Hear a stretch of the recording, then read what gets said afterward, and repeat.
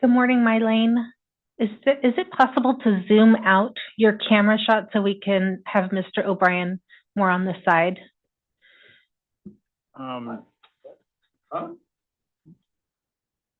Yeah, this,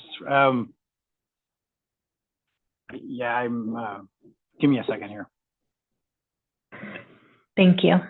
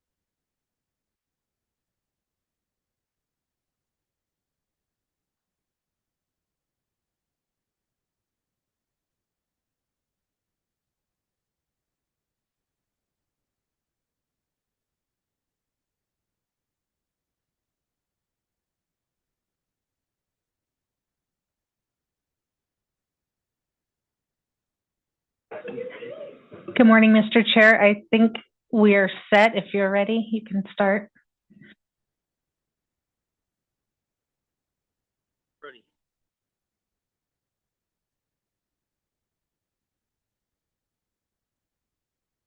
Call the meeting to order. Excuse me, through the chair, can you turn your microphone on?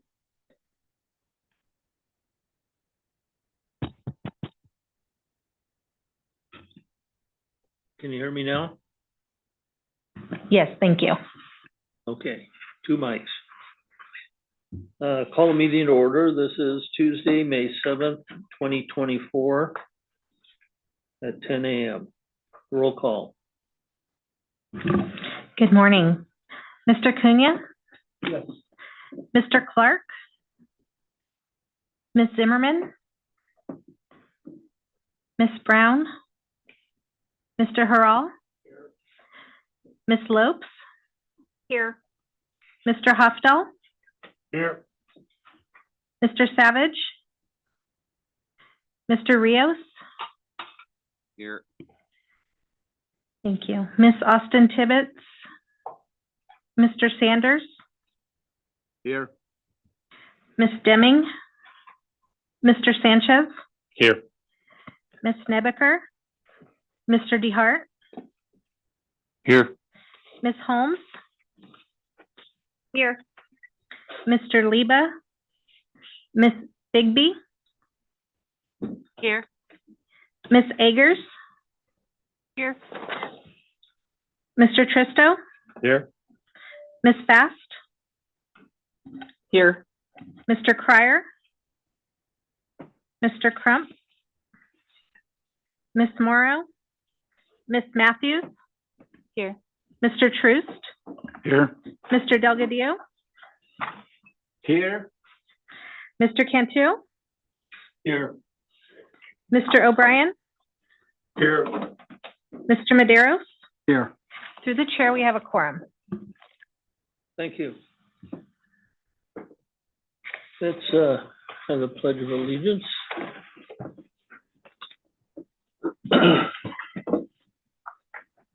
Brian? To the flag of the United States of America and to the republic for which it stands, one nation under God, indivisible, with liberty and justice for all.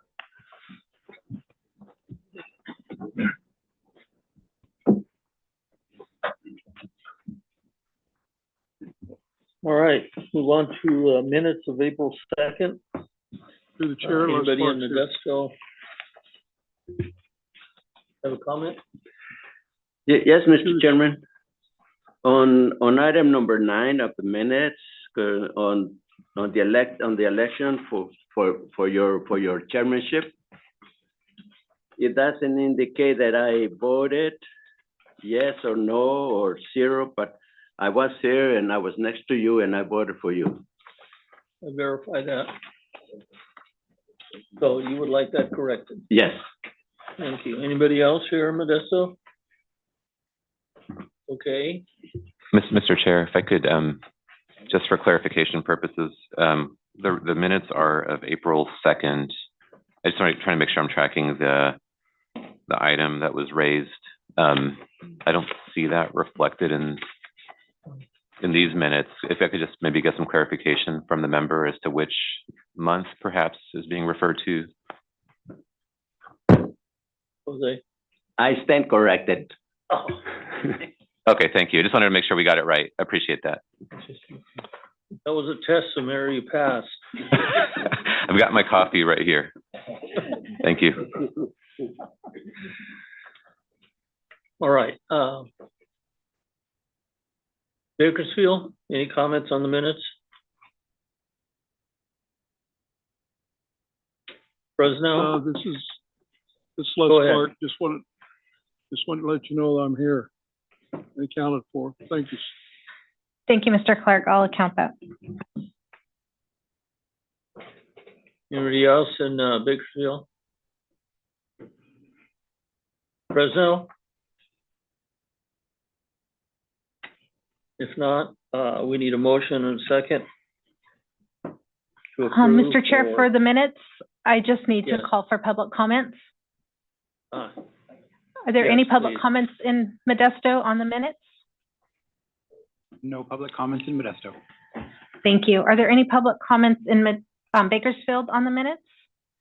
No public comment in Bakersfield. Thank you. Are there any members of the public in Fresno that would like to comment on the minutes? Seeing none and none online, Mr. Chair, I think without any objections to the minutes, you can deem them as approved without a vote. Thank you. So done. Public comments. At this time, I'd like to read what this says. It is requested that no comments be made during this period on items on the agenda. The public may make comments on each agenda item during the time allowed for public comments. Attention is called to the fact that the CAC is prohibited by law from taking any action on discussion, any action or discussion. I think that on is supposed to be an or. I believe that's correct, Matters- Mr. Chair. Yeah, thank you. That's that test too. Discussion of matters that are not on the agenda. Okay. Any public comments at this time? Are there any members of the public in Modesto that would like to make comments? No public comments in Modesto. Thank you. Any public comments in Bakersfield? No public comment in Bakersfield. Thank you. Any members of the public in Fresno that would like to comment? Seeing none and none online. Thank you. Under chair comments, I just want to indicate that I attended the CARB meeting a couple of weeks ago and relayed to them the concerns that were expressed by members of this committee with regard to the situation of the trucks, electric trucks in Long Beach, and the fact that we, although Laura provides a relatively well presentation on updates, she's not able to respond to some of the comments and questions that the committee has. So we will have a representative from CARB at this meeting in order to respond to some comments and questions. And hopefully in the long term, we continue to have that representative. Let's move on to Executive Director comments. Yeah, thank you, Mr. Chair. I just wanted to express appreciation for you coming, and that was actually the district's governing board meeting that the chair had attended, and it was a good discussion. And we're happy to see Dr. Cliff here as Executive Officer of CARB, providing the updates and conversation later on the agenda. So thank you, Mr. Chair, for that. Just a couple of other quick items that I wanted to cover. At the last board meeting, the board reviewed the latest annual report to the community, which is a great piece of information for the public and for all of your constituents to have access to. It's an easier to read accounting of all the work that's happening in the San Joaquin Valley with respect to the various clean air efforts that are going on. A lot of highlighting of success and partnership, the progress that's being made, some of the remaining challenges. A lot of credit given to the residents, agriculture, and others that are all parts of the collaborative effort that's going on here in the region. So I just wanted to note that I'm hearing to be published by the end of the day today online.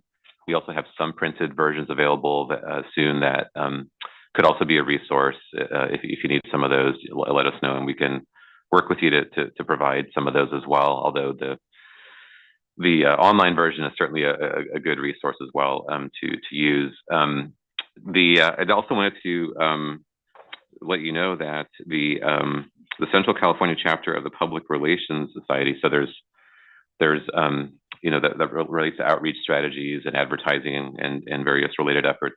They actually gave us 2 awards recently. One of them was for the year before annual report to the community. So basically, it's the gold standard of these types of reports. That we were actually recognized for that, as well as the tractor replacement program commercial that you may or may not. Hopefully, you've seen it either online or on TV or other mechanisms. But basically, it's a commercial that involves a gentleman called Ivan, who one of our CAC members is very familiar with, at least, and maybe others, who is a participant, a small farmer participant in the tractor replacement program, and it basically was a part of this commercial to continue partnering with ag on that effort.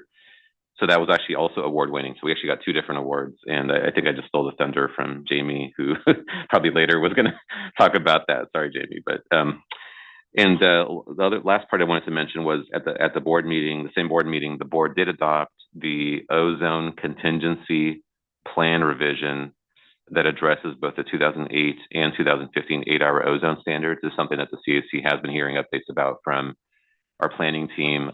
We did get that adopted, so it's now routed through CARB to EPA for their review and hopefully approval, so that we can avoid some of those major consequences under the Clean Air Act when these plans are not approved by EPA. So it's all with EPA at this point. I just want to let you know that so far so good on that front. We'll keep you posted on that as that moves forward. I'll turn it back to you, Mr. Chair. Thank you. Thank you. Any questions, Modesto? No. Any questions, Bakersfield?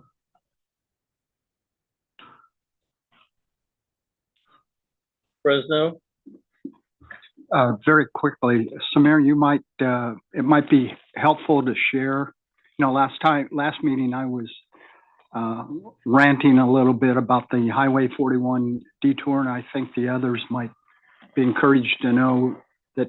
I appreciate what you've done, and maybe that you could share that. No, happy to. No, thank you, Dennis. I wanted to just maybe a quick update on the construction, project that's basically causing some major delays and some emissions impacts, as were noted at the last meeting.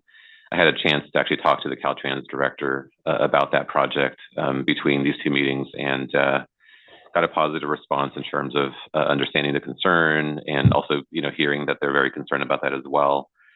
So the offer was basically for there to be some direct dialogue about that to basically get more involved into the inner workings of what's happening with that project. So I am connecting a CAC member, Dennis Medeiros, with Caltrans to provide, again, more of that local perspective. If there are any other members here also want to be involved in that, please let me know. But was able to communicate the concerns and receive a positive response, and hopefully there's better information at the very least, but maybe even some progress made on addressing those concerns in a more expedited fashion. So just wanted to provide that report. Thank you for. And once I talk to her, I'll report back at the next meeting. Great, thank you. Good. Young man, you light. Oh, man. Okay. Samir, again, I want to, I don't know if Jamie's able to play that piece of the thing that you commented on about it's loaded. Mr. Chairman, if we could take a minute and have everybody look at this, I think this goes again to show the total collaboration of this air district and its staff to make the farmer program the example of a program voluntarily rather than command and control dictatorships. But if we can play that, I just think it has so much of what he said at that event. And very sincere grower, just totally would have never happened unless this district would have had the farmer program. So if we could play that for a second, Mr. Chairman, if you can bear with me. Sure. I'm glad there's high tech here. I wouldn't even know where to even attempt. I'm Ivan Hurd. I'm a third generation ag and livestock farmer here in Kings County. I went through the tractor replacement program, and it's a simple process. San Joaquin Valley Air Pollution Control, they'll help you do your paperwork. The grants are what they seem. I got a 165 horsepower tractor here, the 6150R. This tractor here is $200,000 new. It's slightly used, and this tractor costs $94,000, and all I have to pay is $20,000. So I'm living proof of it. Excellent. Thank you again, Samir, the entire staff, Aaron and Todd and all of Jamie and your entire team. I mean, there's a testimonial that farmer would have never, ever been able to do anything. And here he's being a part of this clean air program. And that brings me up to this thing, which we'll talk later on today, but a great achievement by this district. But again, Samir, I think for the awards and all the things you guys have done, I think that is the greatest example. And Mr. Chair, I just have to say, that we're just, we're the name on it, but really the work is by agriculture, with the support, the input of the CAC. And this program for many years has been shaped actually by the input that the CAC has been providing as we continue evolving it and enhancing it and really focusing on small farmers. The 80% incentive level, that was something that, we've talked a lot about here about having increased incentives for the smallest farmers. So the credit goes to the Valley Ag and the actual stakeholders out there who are really doing the work, and we just try to emulate that through the program. So appreciate that. But it's actually been you, Manuel, and others here who've been the major force behind that. Appreciate that. Thank you, Mr. Chair. Also, before Mr. Chair, I would ask for your indulgence. And before the card presentation, Ruth Chris Steakhouse on the way. If I could make a comment before ARB comes on, I'd appreciate it if you would allow me that time when that comes time for that. Thank you, Mr. Chair. All right. Where was I? Fresno. Any comments from Fresno on the director's comments? I have one question for Samir. Would you happen to know what tractor the farmer gave up to receive the replacement? I know it was definitely old because I remember seeing it, but Manuel put his microphone on. I think he's going to bail me out on this one. You got me, Mr. Chair, on this one. Approximately the same horsepower, but a 1986 International. When he started it, when he took it to make sure it was running for the staff, they had thought maybe he had blown the engine. No, that's the way it runs. That's the way it runs. So Jamie and everybody, we went from a tractor with a telephone pole exhaust to a tractor that you can't even see the exhaust. And Mr. Chairman, that absolutely, that man to this day, when the day that it all happened, he was so gracious, and his family, and he is now working with his son, who's 27 years old, becoming a young farmer because of what that tractor did for them, being able to do more things. But his son saw an opportunity that, hey, maybe I could go into farming. I can make it. So, but a great question, Mr. Chairman. Thank you. And Mr. Chair, on that last part, and I know we're going to move on with the agenda here, but just one last note is that that collaboration, and the annual report, which we will send out, by the way, to the CAC members the second it publishes, so you can share it with your constituents. It has a great profile of the collaborative work between us, CARB, EPA, the USDA, and most importantly, Valley Agriculture, to do some major work. There's a huge milestone this last year, late last year, that we all celebrated. We talked a little bit about that here as well. That's noted in that report. And so we wouldn't be able to do it actually in this case without state funding, without, it's a team actually with CARB to actually have the guidelines work the way that they do. I just wanted to note that that partnership extends well beyond just the Valley Air District and local agencies. The state actually has been a great partner as well with providing funding and also getting the guidelines to actually work the way they need to work. And that's just wanted to make sure that that was captured as well. Yeah, just one final comment. I remember the international tractors. Yes, that's how they run. And a John Deere with an automatic transmission is a world of difference. So good for him. Next item on the agenda, CARB update. Honorable Steve Cliff. Mr. Chairman, at this time, if I can make a comment before Mr. Cliff makes his opening comments. All right, great. Again, I want to thank the entire CAC board for my 2-minute thing, and make sure, Dennis, I only go 2 minutes. Cut me off. 2 minutes. That's it.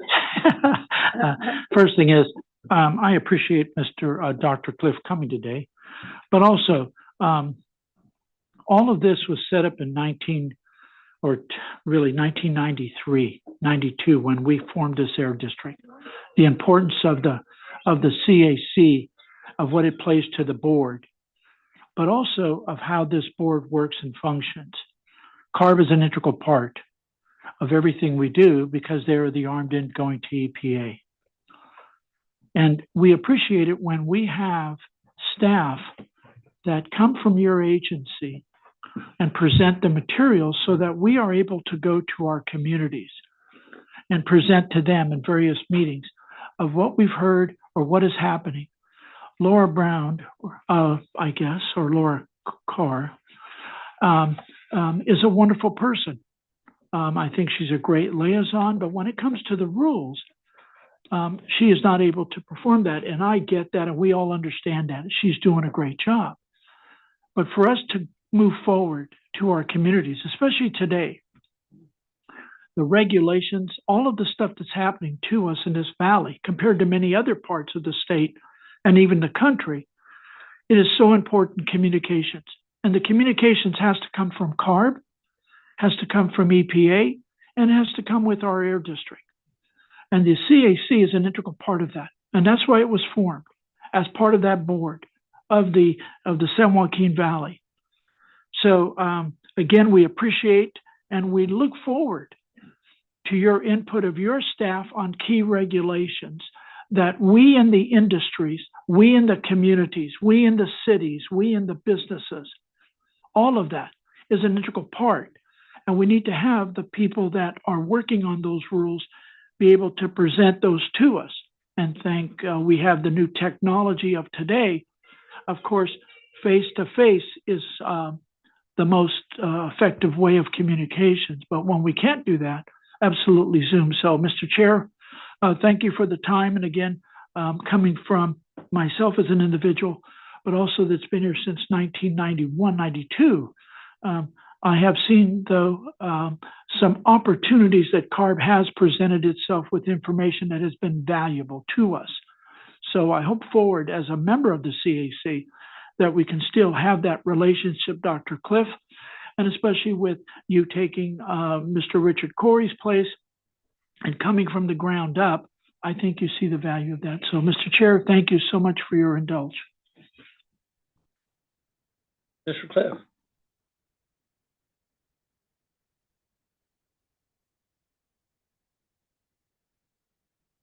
Can you hear me? There we go. Are you able to hear me okay? Yes. Yes. Okay, perfect. Sorry, I was having some trouble getting off mute and the video to work there. So thank you. Thanks very much for having the opportunity to speak to you today, and really appreciate the invitation.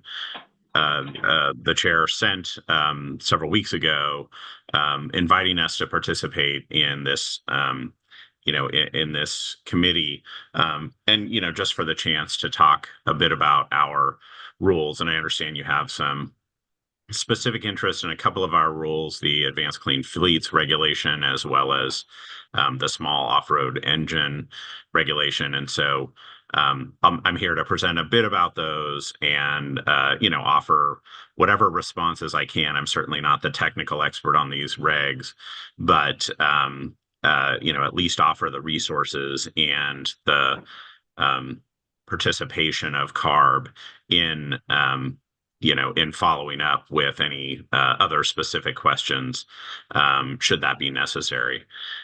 So Laura, I think you're going to help me by sharing the screen with, great, perfect. So hopefully folks can see that. And if you can go to the slide mode, that would be helpful. Sorry, presentation mode. And folks, let me know when you can see those.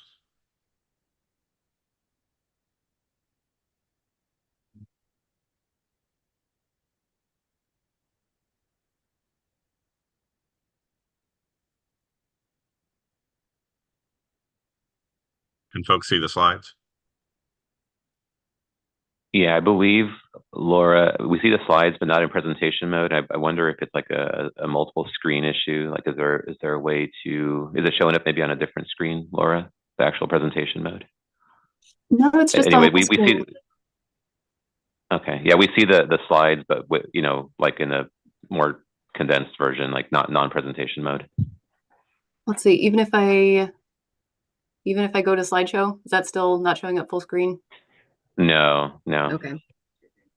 All right. Sorry about that. Teams is not my native habitat here. Zoom rather. No, I think, I don't know if you could just maybe minimize the left menu, and it might still work. I think it might, hopefully it's big enough for the members to see, but otherwise, Thanks, Samir. whatever you could do with that, Laura. Appreciate it. Appreciate it. Yeah, and it's I'm glad Laura's here to help with the presentation, because it's really hard to manage doing a presentation and manage the presentation at the same time. So Laura, if you can hopefully minimize that. Yeah. If you email it to Katrina also, if that's feasible, we could probably just call it up here through the system too. If will that work for you guys? Sure, I can do that quickly.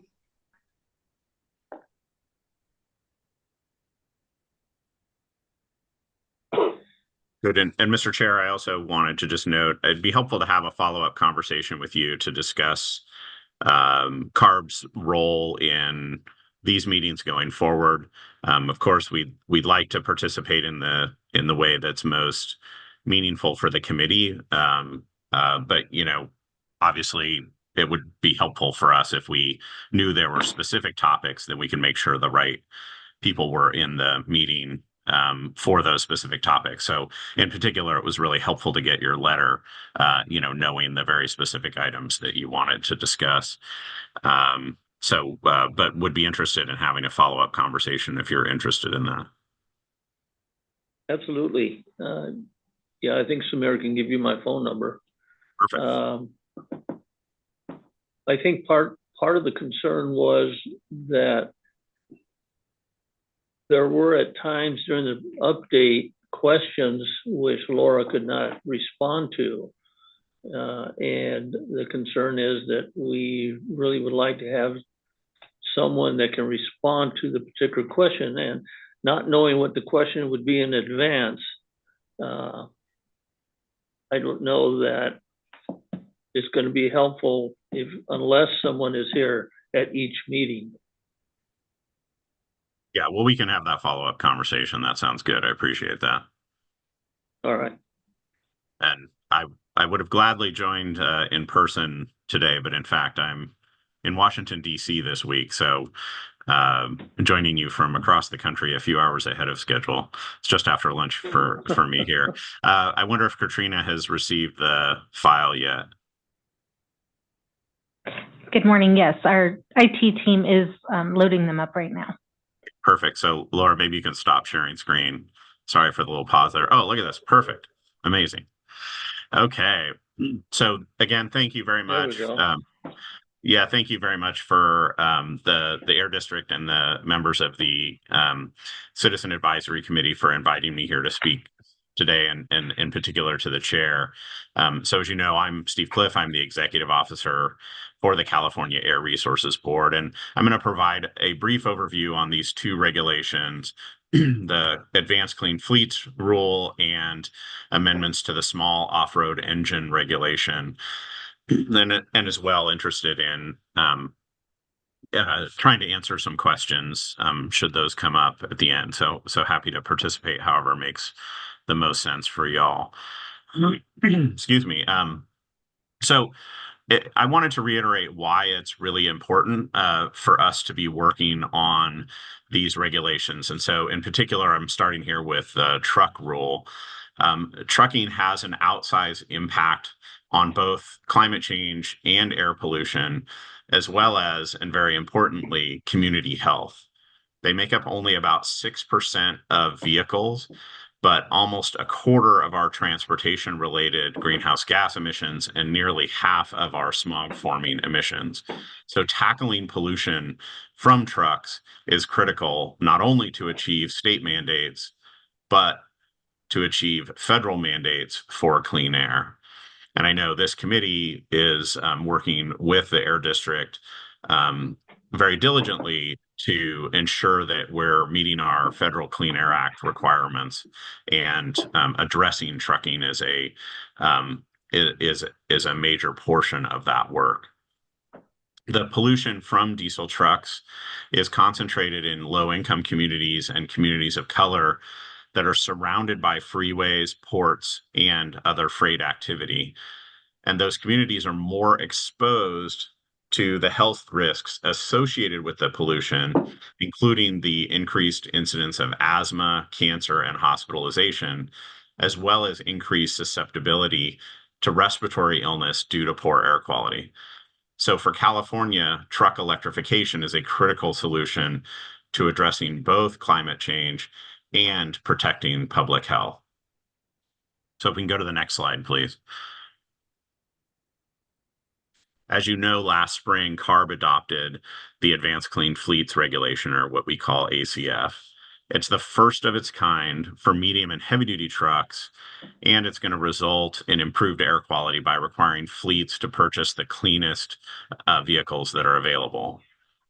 It's expected to increase the number of zero-emission trucks in California to about 500,000 by 2035, and achieve substantial reductions in NOx, particulate matter, and greenhouse gas emissions.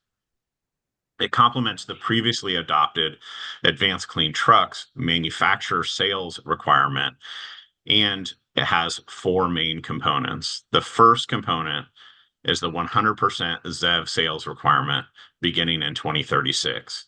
And that means that all medium and heavy duty vehicles sold in California must be zero emissions starting in the 2036 timeframe. That piece of the regulation is a key element for meeting the state's carbon neutrality target, the goals laid out in the governor's executive order, and reducing health impacts from pollution in furthering our requirements under the Federal Clean Air Act. Secondly, the drayage truck requirements apply to tractors operating at the state's seaports and rail yards. That requirement will create a fully zero-emission drayage fleet by 2035. Third, the high priority fleet requirement applied to federal agencies and well-capitalized fleets with 50 or more vehicles, or with greater than 50 million in annual revenue. Those fleets have the greatest choice when complying with the ACF. They can either comply by only adding zero emissions and near zero emission vehicles to the California fleet starting this year, or they can opt into what's called the ZEV milestones schedule, which is a ZEV phase-in as a percentage of the California fleet that gives them additional flexibility to sort of choose which path works the best. And then lastly, state and local government fleets must purchase ZEVs as a percent of their normal purchases starting this year, or they can opt into the ZEV milestone schedule that I just mentioned. Next slide, please. So knowing that implementation is not a one-size-fits-all and that different fleets can face different challenges with compliance, the Advanced Clean Fleets rule contains over 10 provisions that assist a fleet with compliance. And those kind of assistance things are listed here on the slide. That includes a ZEV purchase exemption to address the availability and daily usage needs of a particular fleet. It includes exemptions for vehicle configurations that still need some time, including longer range vehicles such as sleeper cab tractors that would rely on regional charging and fueling networks, and specialized vehicles such as those that use power takeoff. There's also exemptions for specific vehicles. For example, the 5-day pass is applicable to a small subset of high priority fleets that infrequently deliver specialized goods into California. And there's some very specific provisions for certain fleets, such as the waste and wastewater fleets or rental fleets provisions. Fleets that are subject to the drayage regulation have access to the vehicle delivery and ZEV infrastructure delay extensions, as well as the non-repairable vehicle provision. And as we work through the initial implementation of ACF, CARB's been hosting training and open Q&A sessions, and we've also been hosting targeted, what are called the Truck Regulation Implementation Groups, or TRIG, that are focused on outreach, infrastructure, rule provisions, and border communities. So for those who are interested in this and want to participate in the events, those are completely open to the public. And we have our listserv notices that go out that provide more information about what kind of public opportunities for engagement there are. And happy to address a little bit more of that in question. But would love to actually switch to SOAR unless we have specific questions here and you'd like me to stop. Any questions, Modesto? Bakersfield? Fresno? I think the only question I have, Mr. Chairman, to Mr. Cliff, I know his time is very valuable, being that he's in Washington, D.C. I think in that communications, I think all of this, we need to see as a rural community, what is our power grid going to be like, and what demands have the utility side. You may have 3 utilities. You bring utilities in outside of California. We have folks that are tearing down power hydro facilities, so hydropower is disappearing. We haven't built any dams. We do know that the utility side is increasing. So I think on part of the presentation, Dr. Cliff, if there is something that the utility side has shown you that they could provide sufficient amount of power in California, we have some 520 cities. Of that number, many of those are rural communities, and they are the ones that have less power available to them, even internet service to them. So do you have, or does your staff have, Dr. Cliff, a slide on the utility side? We know where you've gone through the truck side of what you want to do, but the utility side, no one knows. And as we speak today, PG&E is raising the rate continuously on rural community families, which is becoming difficult. So I'll stop there, Mr. Chairman. Thank you. And if I could add to that, basically, while this is the zero emission vehicle is a critical solution, which is where you started, I think the fundamental question that Mr. Cunha is indicating, is it a practical solution considering the ability to provide the recharge and everything that goes along with this type of solution? We can pass the rules, but can they effectively be implemented? That's the real question here. Yeah, I'd be happy to address that, and thank you both for those questions and comments. So we're very much aware of the challenges that Mr. Cunha mentioned. And in fact, we've heard some pretty specific concerns about trying to get power at certain locations. I think this is in part why it's really critical and incumbent upon fleets to start having conversations early with both the vehicle providers as well as with the utilities, so that as utilities are building out infrastructure, they have knowledge of where that infrastructure is needed most and where it's needed first. And so in that, one of the things that we have done to help aid implementation is worked with CalSTART to develop what's called the CalFleet Advisor tool. And so what a fleet can do is actually put their fleet information into this tool. And that tool will kind of spit out what they need to do and when they need to do it. And that'll give them information then to start talking to suppliers about what types of vehicles might be available and start talking to the utility about what they expect they'll need in terms of infrastructure and energy supply going forward. One of the challenges is we can analyze this from a regulatory defensibility perspective. We can put in all the data that we have, and we did get a lot of information reported to us under the Advanced Clean Trucks regulation. There were specific reporting requirements under that regulation for fleets.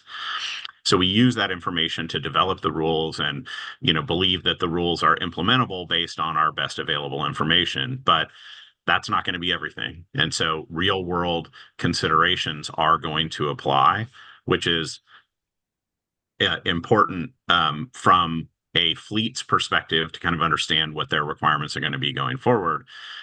And because of that uncertainty is largely why these exemptions and extensions exist. So, for example, if there isn't the ability to get power, then there are extensions that are allowable under the regulation.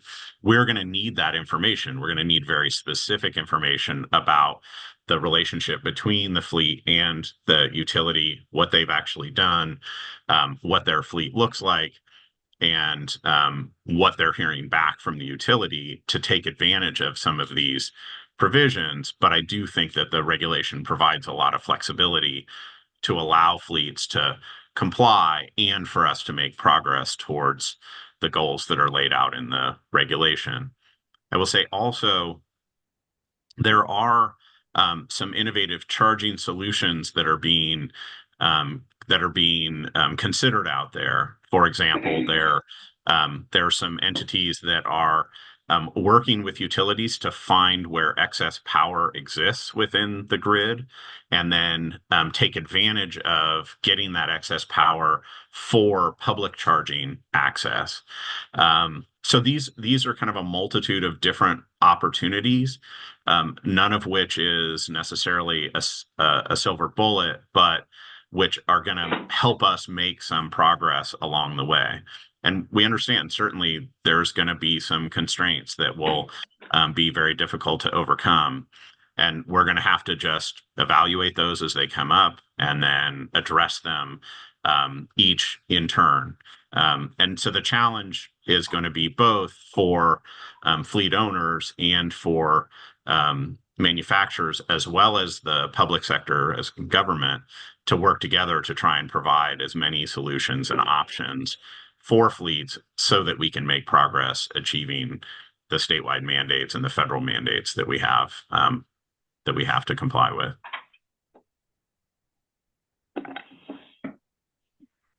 So, sir, you have a heavy lift or requirement for the industry. Right now, you have over 500,000 semi-trucks in California registered. You only have less than 2,000 electric vehicles. Electric vehicles are going fully loaded about 100 to 120 miles. It takes 90 minutes to fully charge them. So you're asking really to do 4 trucks that you're now doing for 1 truck. So with your electric grid, you may have power in one area, but you're going to have to put it much further or closer together than the cities are. Between Fresno and Bakersfield, you wouldn't even be able to get a load from one to the other without having to stop somewhere and get it charged.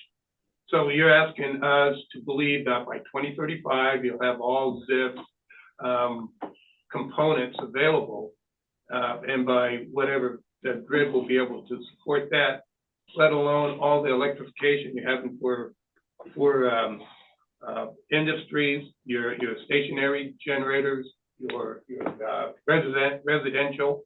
The grid cannot produce that amount even before 2050.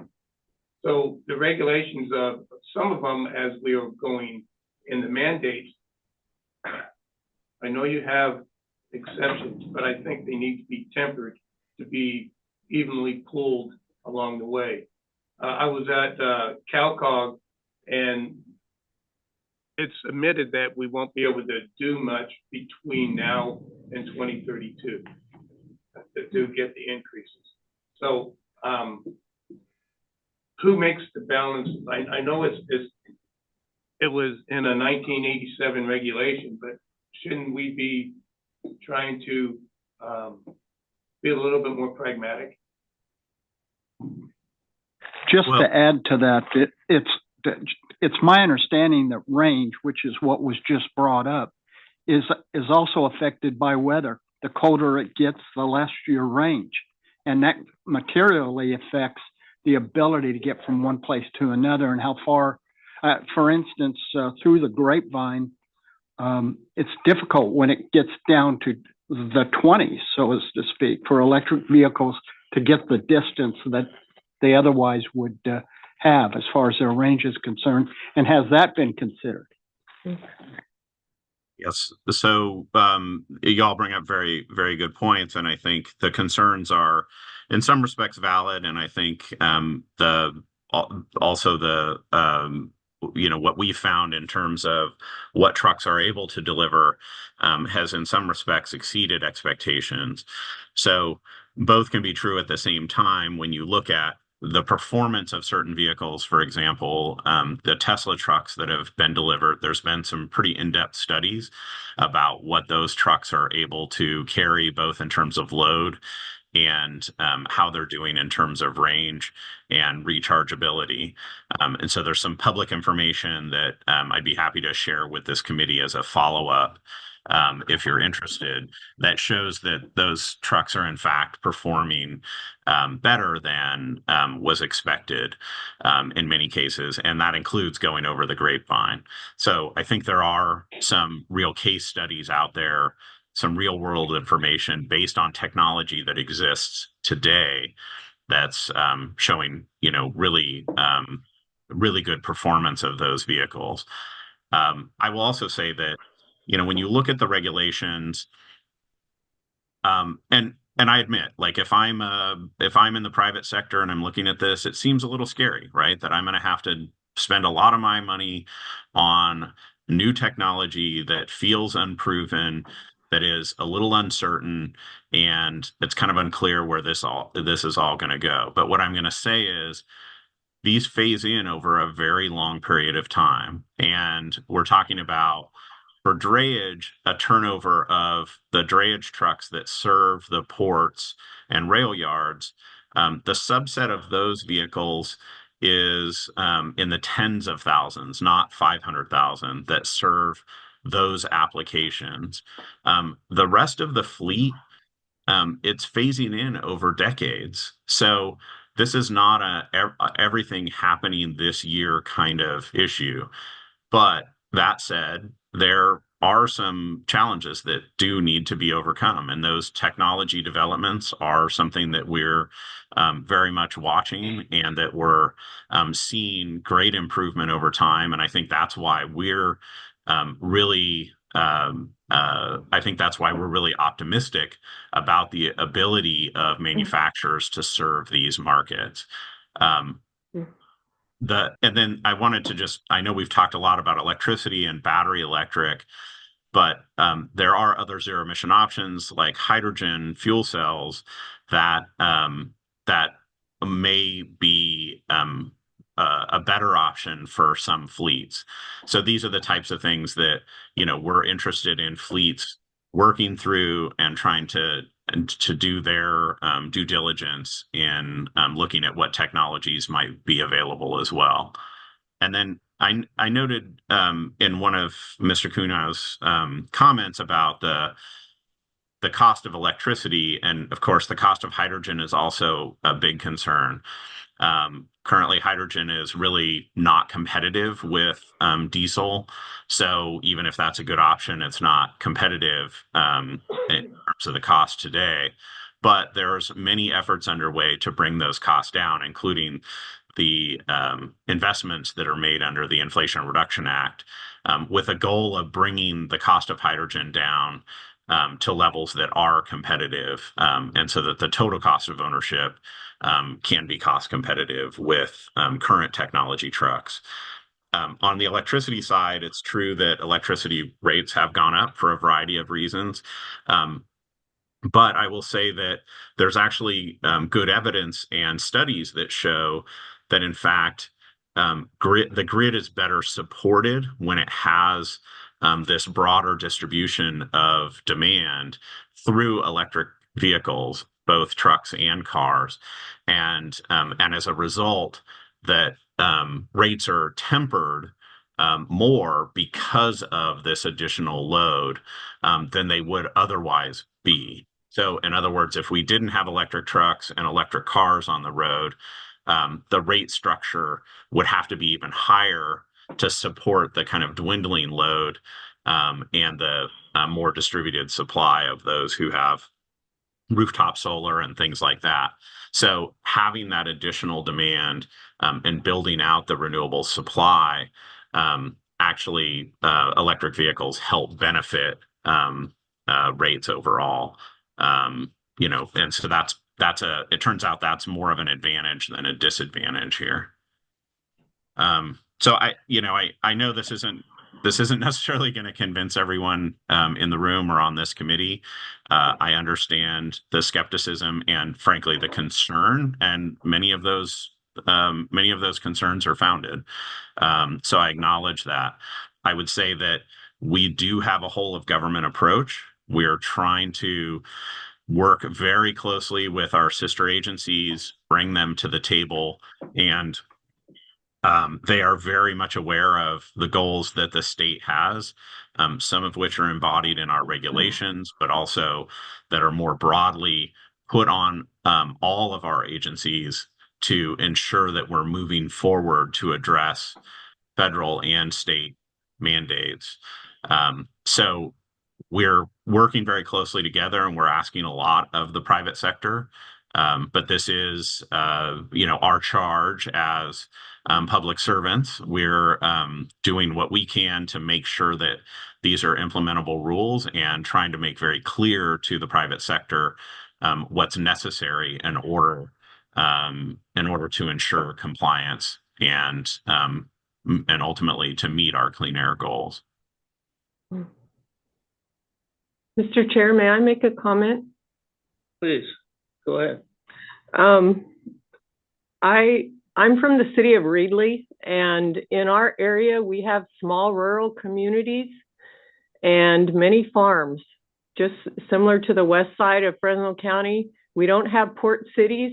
We don't have that congestion, but we do have Highway 99 and Highway 5 coming down through our valley. And the way we get commodities to port is through trucks.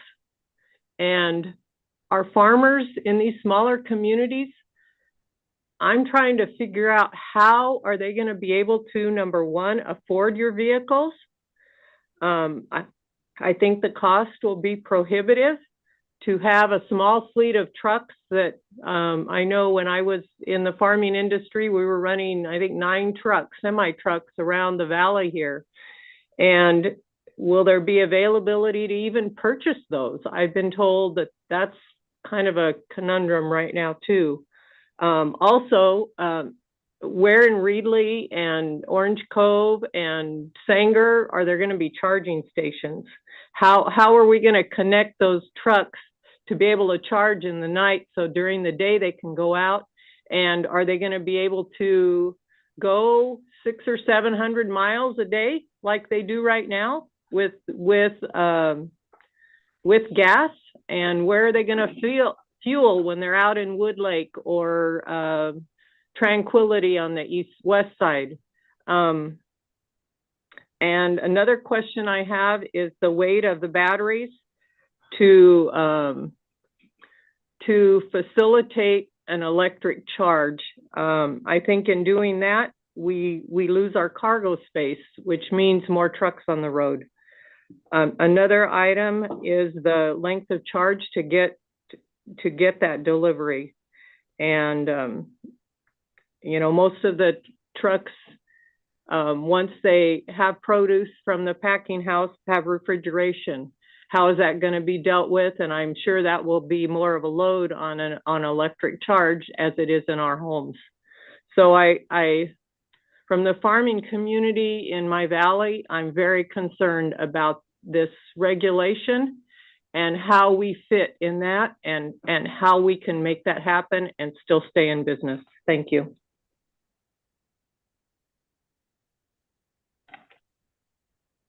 Dr. Cliff, this is Ben. I'm the chair.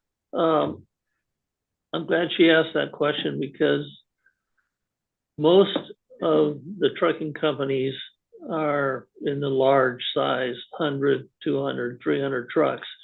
And I can see where they can install the infrastructure on their facilities to charge those trucks. But when you're dealing with the rural truckers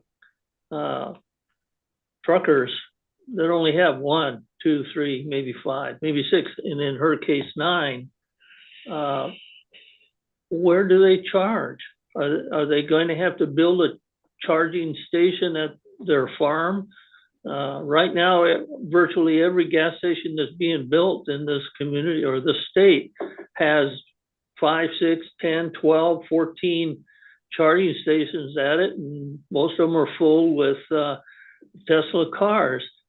But when it comes to a truck, there's very few, if hardly any, in the state, except for perhaps a few large trucking companies. I know in Manteca you have Lay's potato chips or Laura Scudder's, whoever it is today. Their trucks are trying the electrics, and I see them on the road all the time, but they're carrying chips. If you loaded that truck with steel beams going from here to LA and back, where do you charge it up? It's a concern, and I noticed when you initially started your response, it was a report prepared. I haven't seen that report. I haven't been on this board long enough. Maybe it's been passed out. I don't know, but it seems like there's several moving targets into the future. The trucks themselves, the infrastructure needed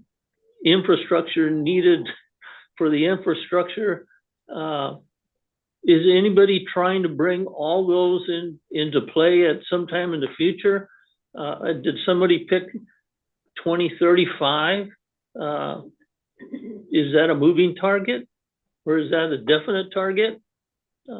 I mean, there are so many things up in the air, so many balls moving at the same time. Who's keeping track of it, and who in reality thinks it's all going to come together in 2035 or 2050? Look how long it took to go from a 2-cylinder gas engine to a V8 when the cars first started. Who knows what the future is? I'm concerned. I've been in the ag business, I've been in the trucking business, I've been in public service, so I get the whole picture, and I get what the Air District is trying to do. But I get lost in the bureaucratic mentality that it's easy to come up with a regulation, but is it realistic to think that in 10 years it's gonna all come together? I don't see it. So I certainly probably won't be here in 10 years. You know, it's mind-boggling at this time. Mr. Chair, thank you for that. So I will say regarding the study that I mentioned, I don't know if it's been shared with this committee previously, but as I said, we'll get that to the Air District to share out. The weight limit. So one comment that was made was regarding weight limits. And this is an issue that I've heard recently from several in the ag community. And it's true that battery electric is heavier than their diesel counterparts. And so that can limit the overall cargo capacity, not because of space issues, but because of weight limitations. 80,000 pounds is 80,000 pounds. There are exemptions to those 80,000 pound weight limits. But those exemptions come with cost. They mean if you exceed that weight limit and you get a special permit, then you have more limited ability to navigate the roadways because of bridge weight limit considerations and so forth. So we're well aware of that. And this is an issue that I actually heard quite readily last week when I met with a group of ag stakeholders. And what I offered and what I'm happy to do for those who are interested is if there's a way to facilitate a conversation with the California Highway Patrol and the Department of Transportation, I'm happy to facilitate those conversations as well regarding how exemptions for weight limits can work. But regarding the question about potato chips, I've heard this before. I don't know where that comes from. I guess I kind of understand the potato chips. In my experience, those bags are largely full of air. And so the idea that, these trucks are just carrying around really low density and lightweight cargo, sure, it works for them, but not for, in your example, steel beams. The Lay's potato chips is actually owned by PepsiCo, as you probably know. And so, in fact, they are hauling around cargo at capacity, at the full capacity. So the study looks at that. So I guess what I'll say is, 80,000 pounds is still 80,000 pounds. It's sort of the old, a pound of lead or a pound of feathers. Like they're the same thing in terms of the vehicle capacity.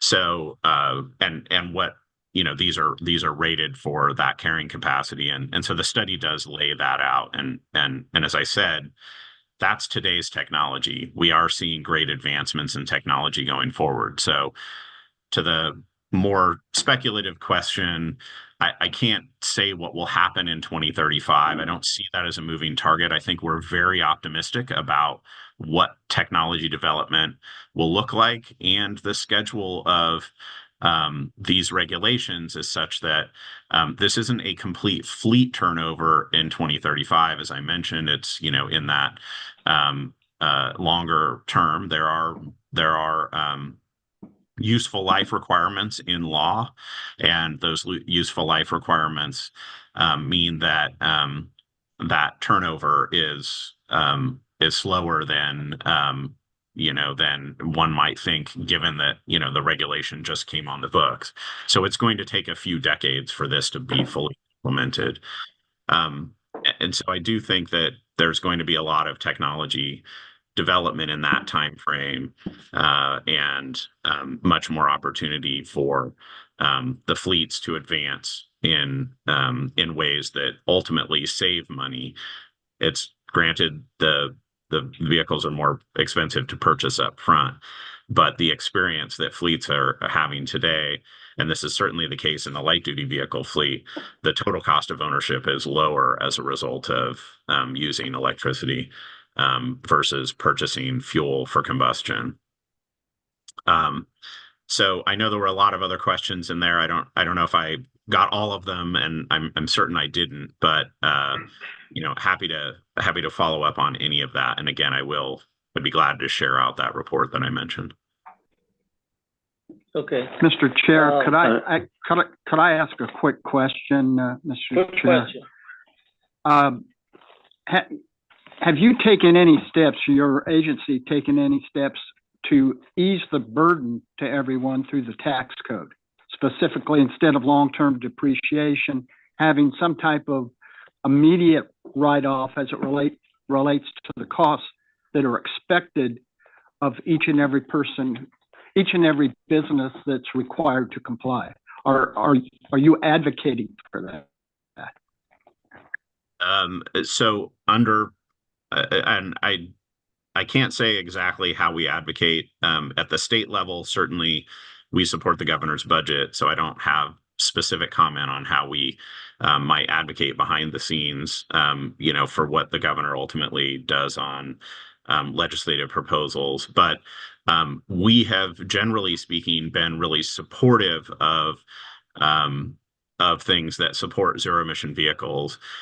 So that, ranged everything from allowing for, in the light duty fleet for passenger vehicles, allowing those vehicles to operate in high occupancy vehicle lanes with a single occupant vehicle if it's zero emissions, to the federal tax credits that are available for both light and duty and heavy duty vehicles.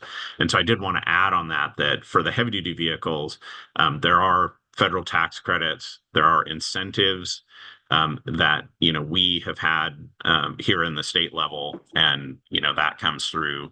CARB has had, for example, the HVIP program, the heavy duty vehicle incentive program, which provides vouchers for heavy duty zero emission heavy duty vehicles. And as well, Moyer is another opportunity. So we've kind of supported a lot of those things to help out and to get fleets into vehicles. And in fact, we're ahead of schedule on the advanced clean trucks rule by about 2 years. So that regulation just went into effect. And we already are seeing more demand for that regulation than is even required 2 years from now. Much of that is in the smaller, lighter duty vehicles, not in the tractor trailers that we tend to talk about and focus on a lot in these conversations. But in fact, the rules, even in advanced clean fleets, most of those rules are affecting those larger fleets that have more trucks. They're considered medium and heavy duty trucks, but in most cases, they might be in the kind of class 3 to 6 range, where there is a lot more opportunity for electrification, either through hydrogen or primarily through battery electric.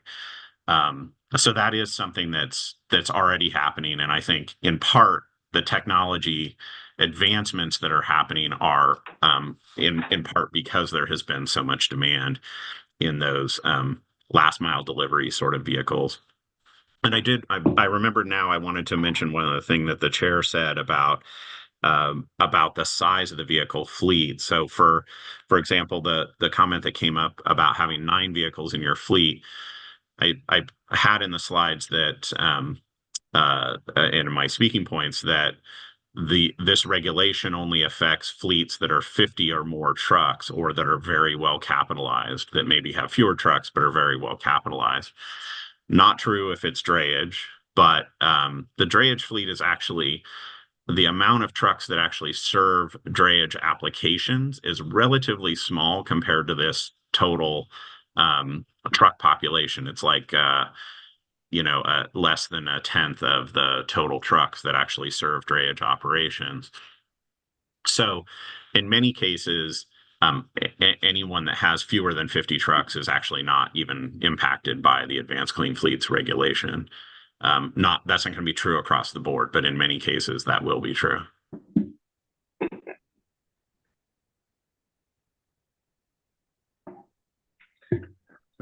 Well, that's interesting you say that. So if the limit is 50, so a farmer who maybe has 5 trucks is not required to have electric trucks. Is that true? Is that what you're indicating? That's right, except for those trucks that are going into, that are in drayage applications, so that if they're going into ports. So there's a drayage registry. Okay, The drayage registry, which currently exists, has a few 100,000, about 213,000 vehicles in it, I believe. But I would say fewer than 30,000 of those vehicles actually serve drayage applications on a regular basis. And so the requirement is, you can't add to the drayage registry. You can currently, because we don't have a waiver for this rule yet from US EPA. But once the waiver goes into place, you will not be able to add vehicles to the drayage registry unless it's zero emissions. And then that vehicle must serve the port. It must enter a port at least once annually to remain in the drayage registry.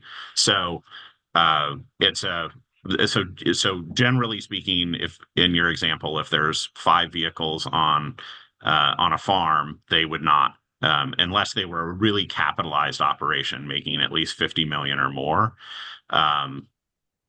then they would not have requirements under this reg unless that vehicle is going to a port. If that vehicle is going to a port, then eventually, once its useful life provisions kick in, it would need to move to zero emissions. So it's not a one size fits all answer, and I don't mean it to be so complicated, but I'm trying to be accurate in the response. okay, but the long-term goal here is that there will no longer be diesel or gas engines. So at some point in the future, and I'm assuming 2035, the governor has said somewhere in that area, there will be no more gas engines. 2042. Right. Okay, so at that point, if the farmer had 5 trucks and he needs to replace it, you can't replace it with anything but an electric truck.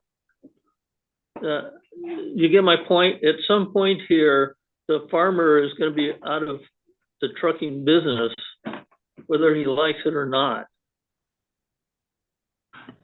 Mr. Chairman, to your comment to Dr. Cliff's comment, this is Manuel Cunha. I want to make it clear to the entire panel that's listening, CAC members, all Tier 3 trucks, engines, diesel, manufactured in the year 2010 were not issued any DMV tags at all. They were operating absolutely great in 23, 22, go back. But in the year 2024, DMV did not issue any tags to all Tier 3 trucks. So that means, as a concern, because of availability and cost, all of those Tier 3 trucks have to go buy a used Tier 4, and there is no program for that, or buy a brand new $190,000, $200,000 tractor truck. But I do want to make it clear is that, Mr. Chairman, yes, you asked about the 5 trucks. If those 5 trucks are Tier 4, you're going to get a tag, no problem, a DMV tag. If they were Tier 3, 2010 and under, they were not issued a tag, and that's where we have the crisis. It's not about falling into the 50 million. You know, again, that number came out of the system. I don't know where it came from, Dr. Cliff, but it came from out of the system. And there is an attempt to go from 50 down to 25. So I hear that discussion. So I know that Mr. Chairman and Dr. Cliff has taken a lot of time and everything. And I want to thank him personally, though, for being here and doing these questions. But there is several questions that the CAC has to explain to, as we have one grower talking about from the town of Reedley or wherever they are. But I do have to make it clear, all Tier 3s that are operating currently in 23 year or 22 was moving agricultural freight has now been all stopped. Unless you live on the farm with that truck and it doesn't cross roads, you have that little 1,000-mile deal for ag, and that's it. So I do want to make this clear, is that all tier 3s are gone, and ARB is working on a tier 5 diesel, Now, what that means is you're going to spend the money on a new tier 5 engine, which is, and Dr. Cliff, you may know the cost of that engine, but I'm hearing from $320,000 to $520,000 is what that engine will cost, putting it in a vehicle. But we're yet forcing people into electric zeros, and yet we're making a mandate on tier 5 when the manufacturers are probably going to tell us, forget California altogether. But there are some great questions of concerns. And Mr. Chairman, I appreciate the time that he has given, Dr. Cliff has.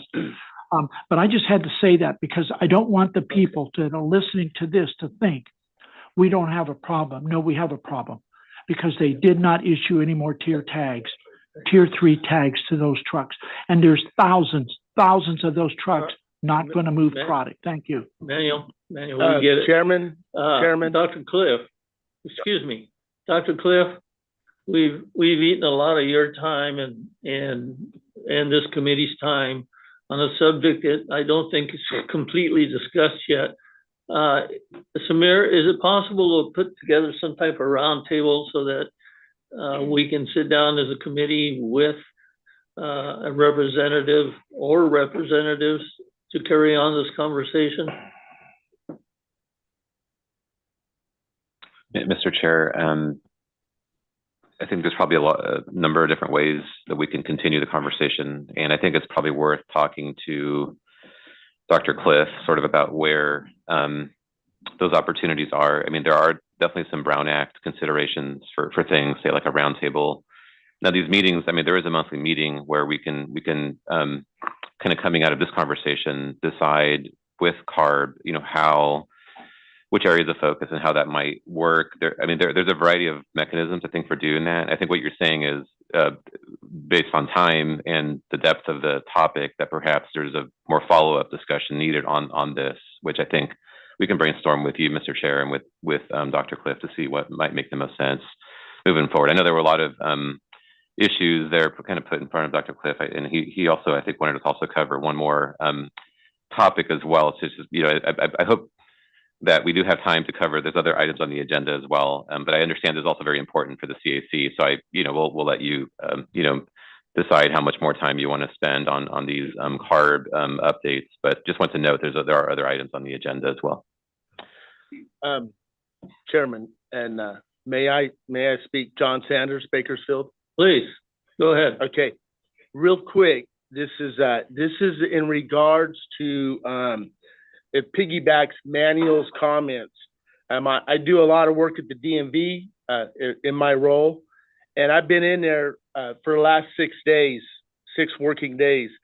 There's multiple truckers facing the repercussions because the CARB turnaround on the $30 registration. One of them is going to be the fruits and vegetables are not going to be processed in a time and will rot. Right now, according to the people that work in the DMV, the turnaround time is 2 to 3 weeks after payment of the $30 to register that vehicle. And these are just for tier 4, things that qualify. Now, the DMV is working hard, but their hands are tied, and they've just said, hey, you gotta wait this long. But at the study group in November 2023, one of the affiliates was excited about his 400 plus enforcement officers coming to his branch.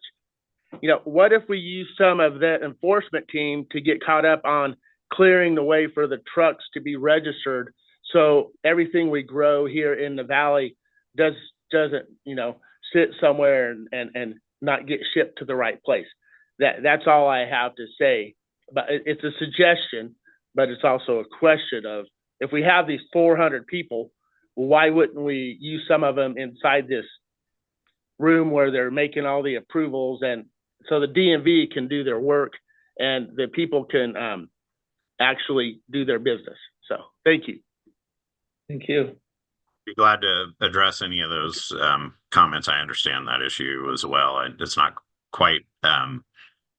exactly related to the advanced clean fleets, but I believe you're talking about the clean truck check, which was established under Senate Bill 210. And so that particular fee, and I appreciate you bringing that up, the $30 fee was due at the end of the year. We extended that actually until the end of January. And more recently, there have been holds on registrations, which is required by law as part of that SB 210 and then the subsequent regulation. So I will just say that we send over a file to the Department of Motor Vehicles nightly. So if you pay your fee today, that's updated in the system, and it actually gets automatically updated each night for DMV to include in their system. So there really shouldn't be any inordinate delay. I'm not aware of and have not heard anything about the 2 to 3 week delay. So I will take that back to staff and ask them to look into this issue. So I appreciate you raising that because my understanding is that each evening, sort of after the workday, when that happens at midnight, this is a file that gets transferred over, and so you sort of have a good list and that tells you like these trucks have paid their fee. There should be no hold on the registration. Back to the question that Mr. Cunha raised. It's true that there is what's called the omnibus regulation that requires new engines in 2024 and then again in 2027 to meet certain lower emissions requirements. So that updates the prior certification requirements that were the older the 2010 certification requirements. And so this new omnibus regulation actually will be consistent with the regulation at the federal level. So US EPA has similar regulations. So there should actually be no discrepancy when those new requirements come into effect in 2027. In other words, every state, every new vehicle sold nationally will have to meet essentially the same requirements. That was actually part of an agreement that we reached with the truck and engine manufacturers. For 2024, 25, and 26, there are some requirements as part of that were negotiated with the truck and engine manufacturers.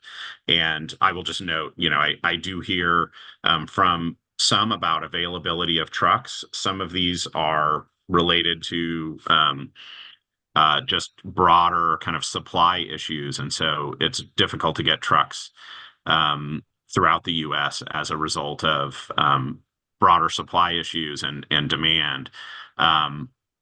And then some of the things, frankly, just are because there is sometimes confusion about how that impacts how a manufacturer, those who are shipping vehicles into California, how they're impacted by regulations. So we try and have those conversations to make sure that it's very well understood what the requirements are so that there isn't any uncertainty for a dealer shipping any type of equipment into California. This actually relates to the next item on the agenda, which was the SOAR regulation as well.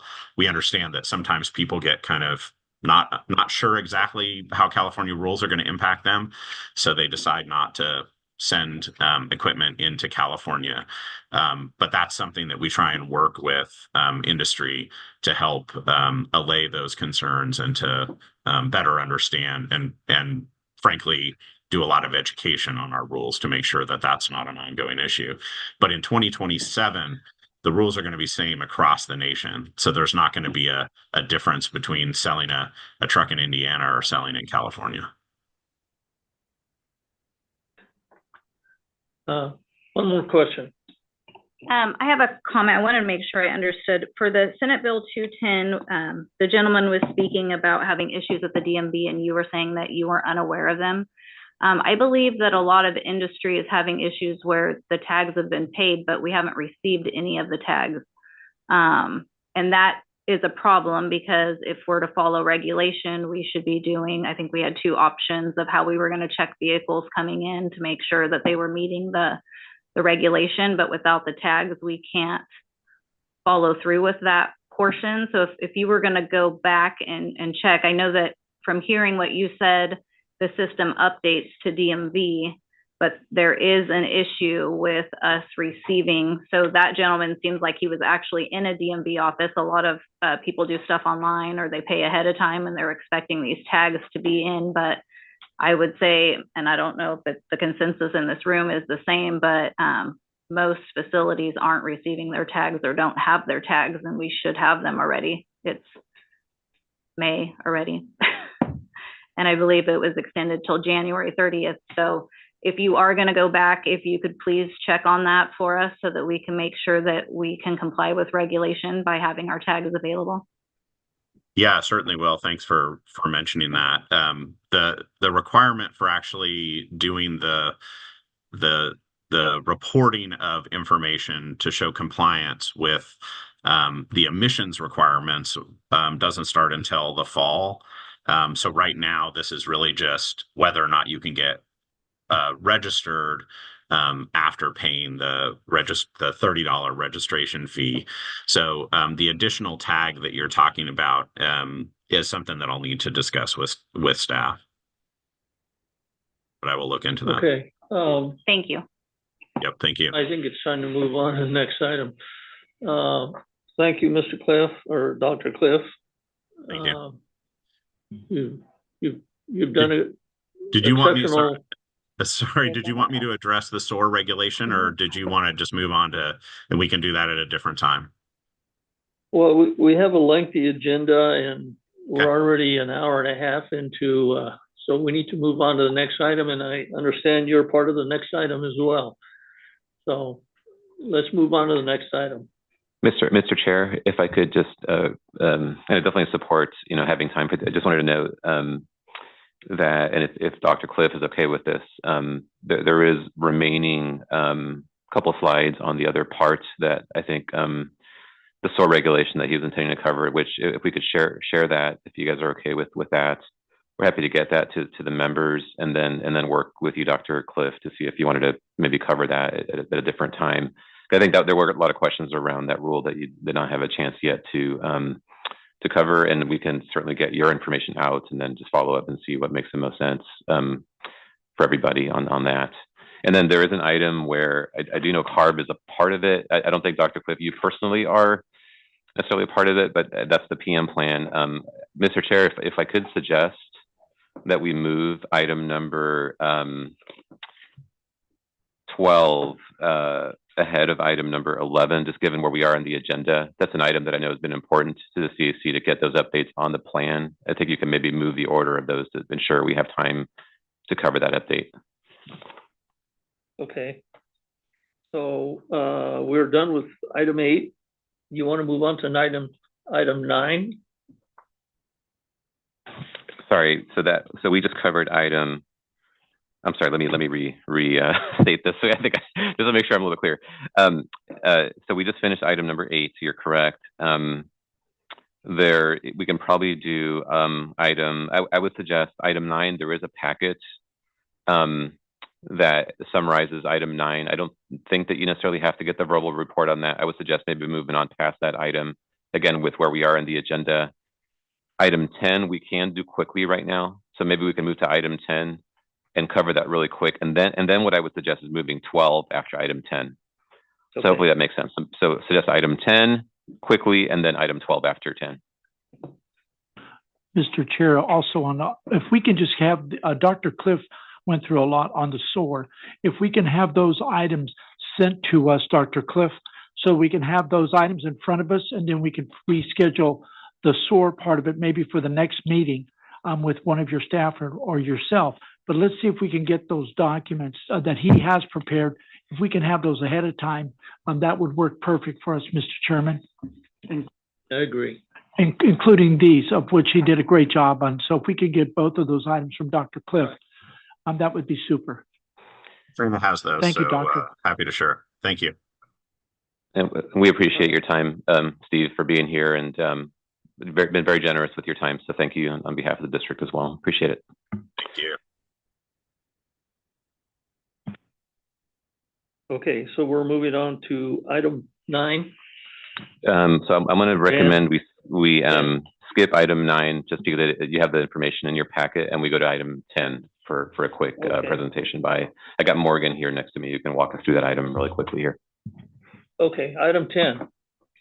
Go ahead, All right, good morning, and thank you. Just as a quick primer, the district has 3 regional hearing boards. Each of those hearing boards hears petitions for variances or permit appeals or other things as required by state law. One of the duties that has been tasked with the CAC from our governing board is for the CAC to interview and make recommendations for potential new hearing boards that the board then considers as recommendations made by the CAC in deciding whether or not to appoint a new hearing board member. So currently we have a few vacancies, and we had opened up a process for soliciting applicants. We have several applicants for the Southern Region engineer primary position, as well as for a public alternate position, and also in our Southern Region Hearing Board.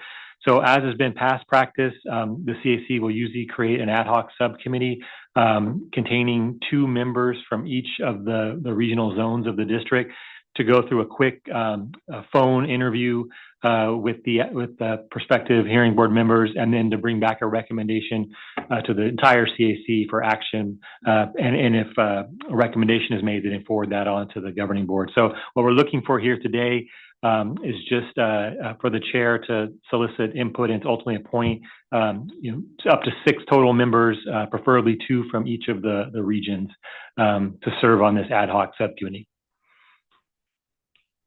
Would that be volunteers? I'd be happy, this Manuel from the Central, to volunteer for the committee. This is Dennis Tristo. I'd volunteer for the committee also. Okay, so we have 2 for Central. This is John Sanders. I'll volunteer for the committee.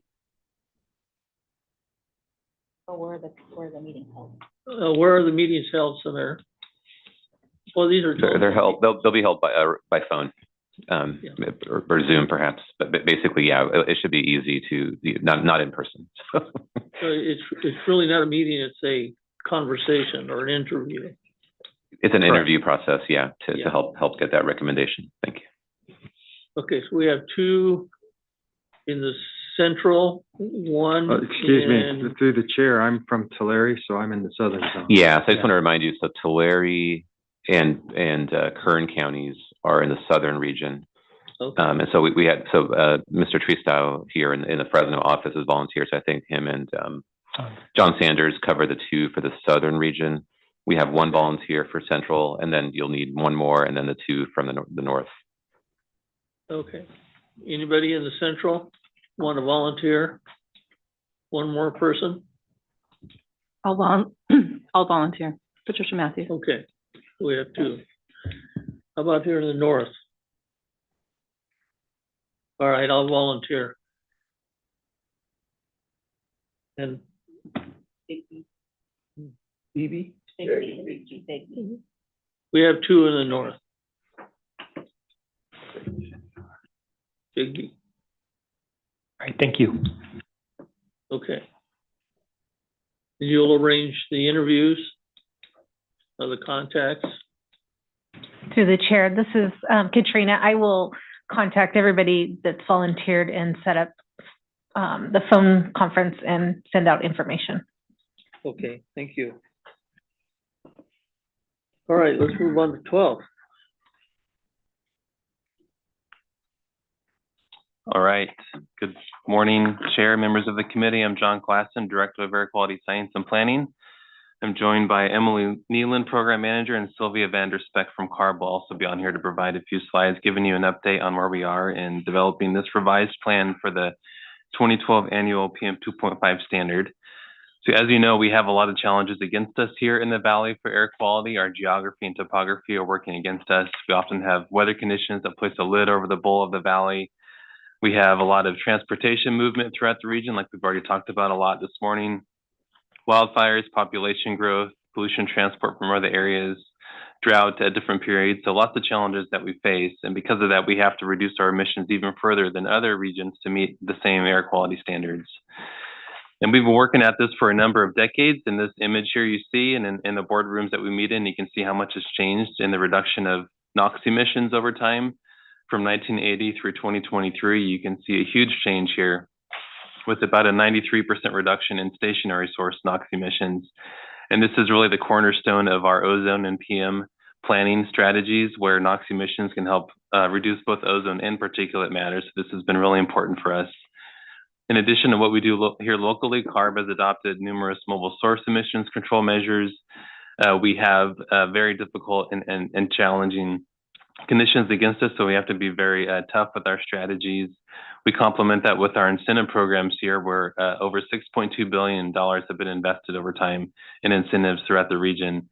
And with all of this effort that we're making, we're continuing to see improvements in air quality. I wanted to mention too that for this plan, we're working on this plan for the 2012 annual PM 2.5 standard. Scientific research has been a real foundation for this and other planning efforts. The study agency that's been in place here for a long time. This is a partnership between EPA, CARB, various air districts throughout the region. Stakeholders have worked together to raise funding and support a number of very important research projects that we list here on the slide. And this has really set the foundation for how we're going to reduce ozone, reduce PM 2.5 throughout the region and keep making that progress. Through these efforts, about $60 million have been invested and spent on research, which has really helped chart the path forward on the progress that we've seen so far and where we're going to go in the future. And the strategy we have in place for our air quality efforts, there's a lot of different components to this. Our regulatory measures that we've talked about a number of times with you, our incentive-based programs has been really key. And on the state side, the mobile source strategy to reduce emissions from trucks and vehicles is very important. All of it goes along with public education and outreach to get the word out about what people can do to reduce their activities and reduce emissions, pushing the advancement of technology to zero emission technologies, and working with the EPA to get emissions reductions from sources that's under their jurisdiction, under federal jurisdiction. All of this together forms our emission reduction strategy for the Valley. And this is showing that this is all reflecting in air quality progress we're seeing over time. And this is for PM 2.5 specifically, looking at the entire calendar year. And the red part of the donut for each of these years, those are the days during the year that we are exceeding the daily PM 2.5 standard. So going back in time on the left-hand side, in the year 2002, about 20% of the days were exceeding that daily standard. And you can see as we go forward in time all the way to last year, which was a great year for us, only 2% of the days during the calendar year are we exceeding that federal standard. 98% of the days across the Valley's counties were meeting that. So we still need to chop down that 2%, get rid of those peak days, but clearly a lot has changed here over the decades, showing the effectiveness of all of our efforts together. And looking specifically at just the peak annual average, this plan that we're working on is related to the annual average. So looking at just the year 2023, which is on the right-hand side of this slide, you can see how much lower it is compared to where we were in the past. In 2002, our peak annual average for the Valley was close to 25 micrograms, and now we're between 13 and 14. So this is a big deal for an annual average. To move it this much, this reflects a lot of effort and success in reducing our concentrations throughout the region. And finally, before I pass it to Emily, just wanted to note here too that we're seeing progress not only for our peak concentrations, but looking at all the different areas of the San Joaquin Valley at the air monitoring stations, we're seeing continued progress. You can see along the bottom of this slide here the names of the different locations where we have our air monitoring sites. At the very top, that's just the single year 2023 average for PM 2.5, and we have a number of dashed lines there showing the various annual standards that are in place that EPA has established. The 15 microgram, the 12 microgram, and the 9 microgram that was established this year. This plan that we're working on is specific to the 12 microgram standard, that middle gray dashed line there. And you can see up in the year 2023, the majority of our sites are below 12. We just have a few more that we need to continue to make progress to get below 12. Down below, that's what's called the design value, a 3-year average of 3 different years. And so this is the official metric that we have to use when we determine if we're in attainment.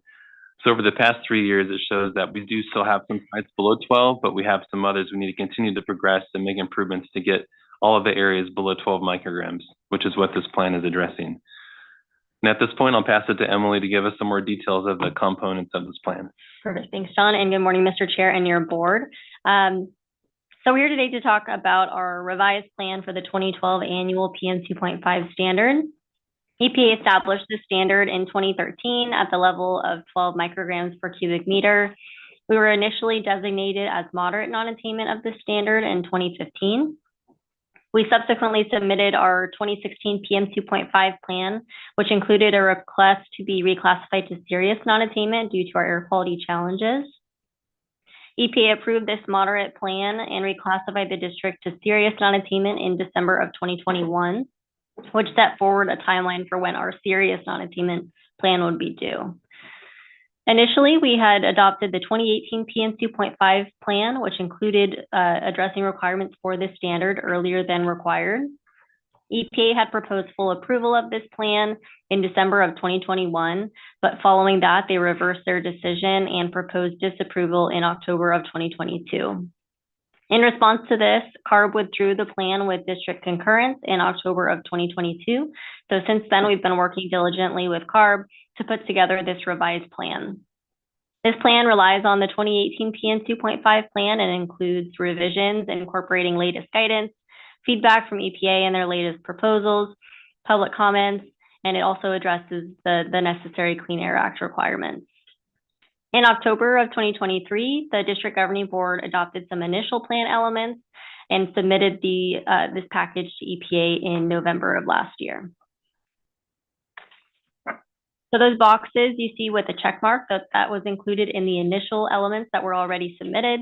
So this included our precursor demonstration showing which precursors are significant to the formation of PM 2.5 in the valley, requirements for major sources through permitting, emissions inventory, and a best available control measure analysis demonstrating the stringency of our rules and regulations.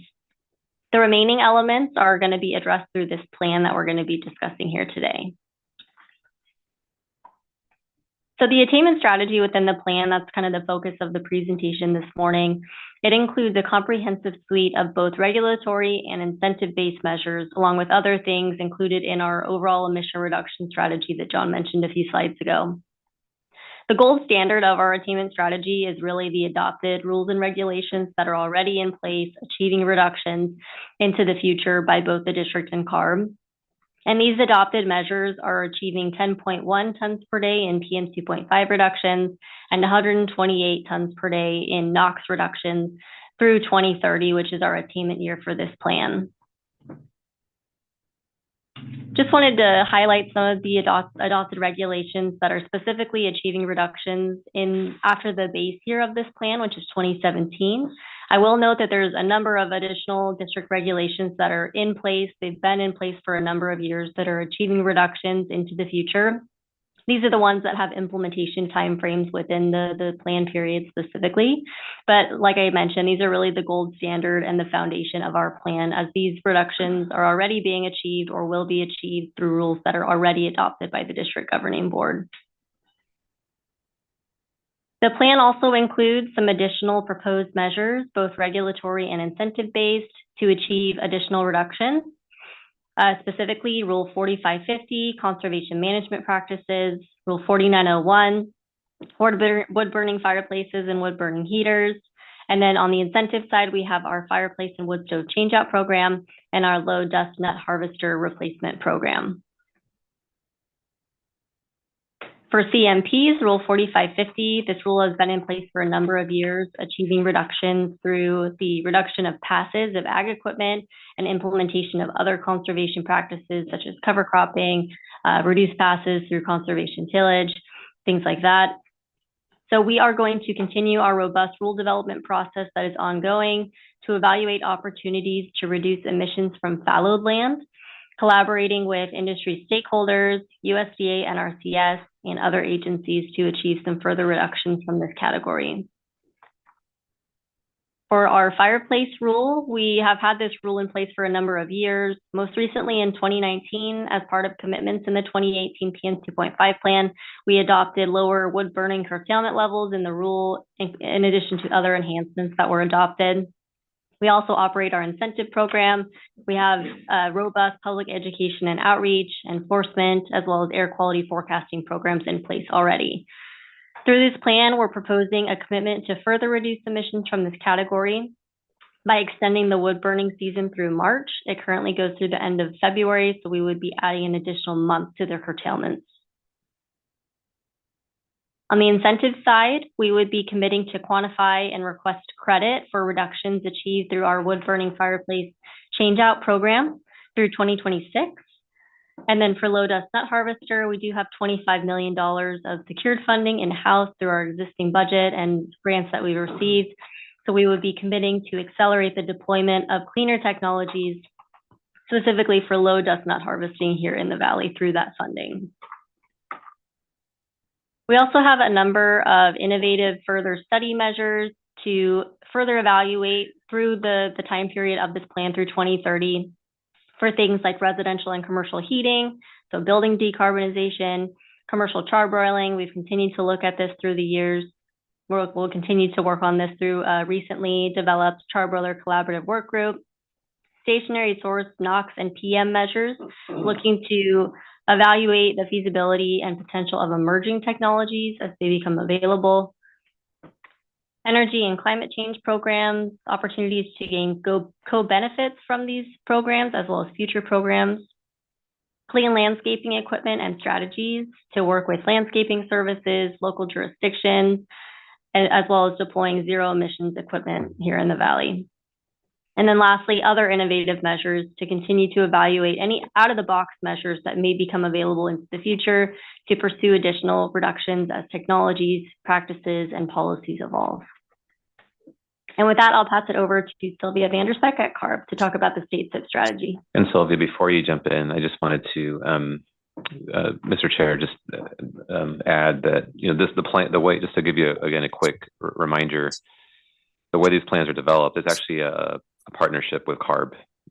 So we do what we can under our local measures, and Emily just walked through different things that are happening there. CARB also has not only the mobile source strategy, but they play a huge role in actually doing the modeling. There's some key elements of the plan. And so we ultimately adopt the plan at the local level, and then it actually goes to CARB for their consideration. And so this whole time that the plan's been developed, and as you've heard through, I don't even know how many updates now to the CAC, as it's worked its way through, there's really two kind of halves to the plan. One is the district, and then CARB is the other half. And so I want to introduce Sylvia, who's been working on these plans for a very long time with us. Many years that we've had experience with her and her team in co-developing these plans, and just wanted to just quickly introduce Sylvia and her key role in basically helping put together approvable plans so that we can satisfy the Federal Clean Air Act. Otherwise, there's some major consequences if we don't. So with that, Sylvia, I'll turn it over to you. Thank you. Thank you very much, Samira, and good morning, Mr. Chair and everyone on the CAC. So I'm just going to quickly highlight the CARB strategy that's part of this plan and provide the results of the attainment demonstration. And so CARB developed the 2022 state strategy. We took a look at this state strategy to see what measures provide reductions in a timely manner for attainment in the San Joaquin Valley.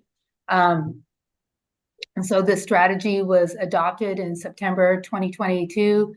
It sets the pace and scale of CARB's rulemaking through this next decade, and we did identify some measures that provide for attainment.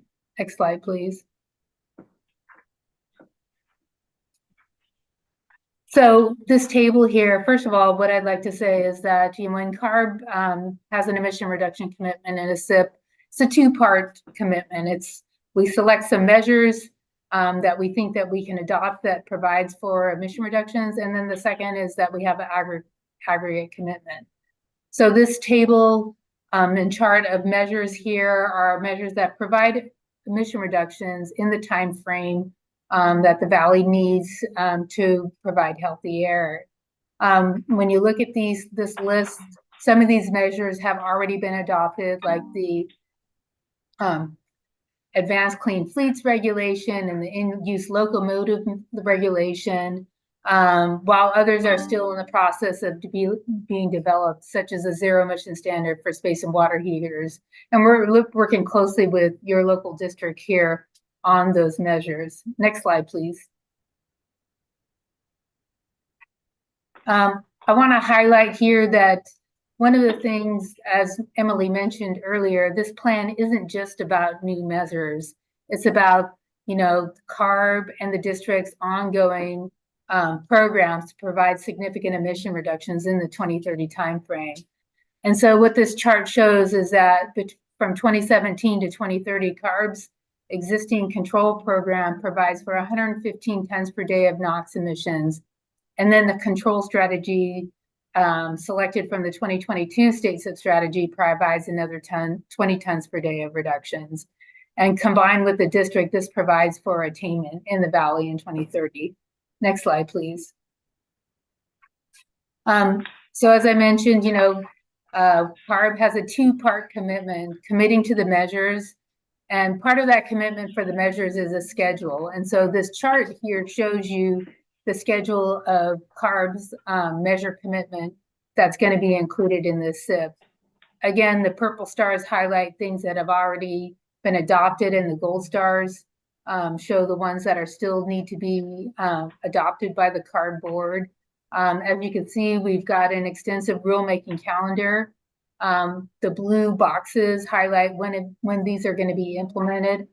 And so the CARB board is going to be very busy over the next couple of years, providing reductions, not only for the San Joaquin Valley, but for the rest of the state. Next slide, please. So as I mentioned, there was a list of those measures that have already been adopted, and that's, very critical that these are providing early emission reductions. Some of these reductions are happening right now. And so from these already adopted measures, out of that 20 tons, 12.9 comes from the already adopted measure for NOx emissions, and then 0.5 of directly emitted PM also come from recently adopted CARB measures. Next slide, please. So one of the things is when you're working on developing an attainment plan, CARB worked very closely with the Air District. And so preliminary modeling indicated we needed some more reductions. And so the San Joaquin Valley ag stakeholders have done really a great job.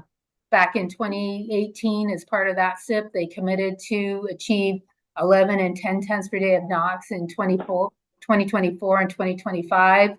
And last fall, they achieved those tons. So what we decided is that we would take credit for those in 2030. So we'll be augmenting the ag incentive measure that CARB has already adopted and quantifying the emission reductions in 2030. As you can see in the slide, it has been very successful. The ag industry has turned over and destroyed over 12,800 pieces of older ag equipment, of which 7,300 of those were the dirtiest, most uncontrolled. And as was mentioned earlier, in the San Joaquin Valley, the ag equipment incentive program has been very successful. And that was a very interesting commercial that we saw from the tractor trade-up program. So for right now, we are including a commitment in 2030, and the projects that are going to be included in the commitment will still need to be EPA SIP credible measures. And so it will just be a subset of those. So in 2030, what CARB staff plan to do is we will do a retrospective to look at the projects that meet those requirements and submit that to EPA. Next slide, please. So as I mentioned, part of the commitment is, the measures, and then the second part is the aggregate commitment. So CARB will be making an aggregate commitment of 7.3 tons per day of NOx and 1.6 tons per day of PM 2.5, in the valley, and submitting that to EPA. And once EPA approves this commitment, it will become federally enforceable. Next slide, please. So actually, this is the most important slide of all, because this shows you the efforts and what the results are going to be.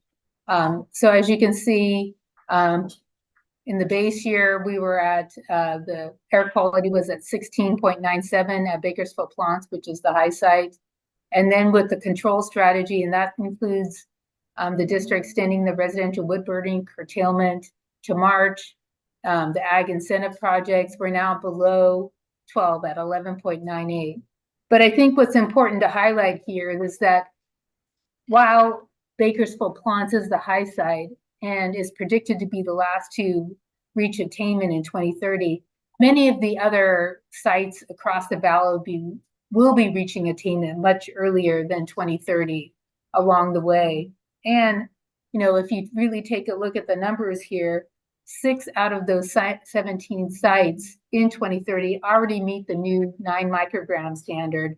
And so, as you can see, you know, the Valley is making good progress towards meeting these standards.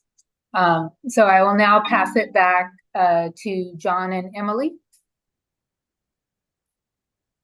Perfect. Thanks, Sylvia, for that update. So today you've heard a lot about what the district and CARB are doing in partnership to get the Valley into attainment by 2030. It's very important to note that we're continuing to advocate to EPA that they need to do their fair share in reducing emissions under federal jurisdiction, specifically emissions from heavy-duty trucks, locomotives, and other mobile sources that the district and CARB do not have authority over.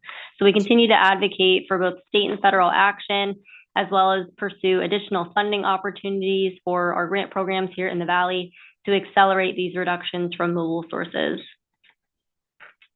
Just wanted to quickly touch on the public process for the plan. We've had multiple opportunities for public and stakeholders to offer their feedback through multiple public workshops. The most recent was held on April 29th. I know a few of you attended and provided comments, so thank you so much for your participation.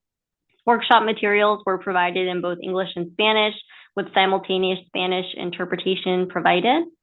We also provided ongoing presentations to the District Governing Board, your Citizens Advisory Committee, as well as the Environmental Justice Advisory Group throughout the development of this plan.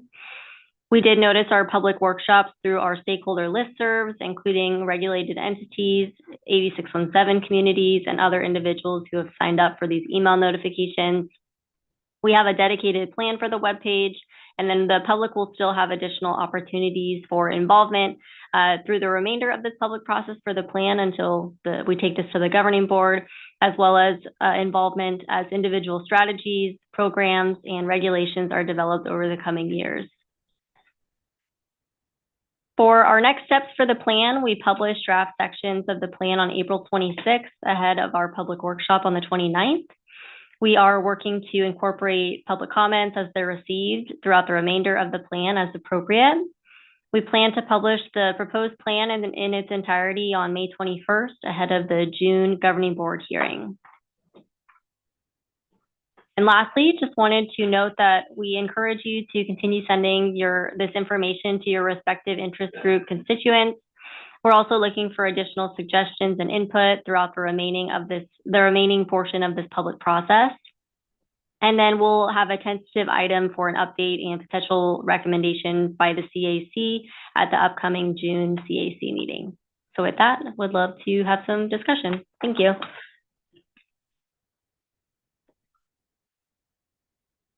Any comments from Modesto? Questions? Bakersfield, questions, comments?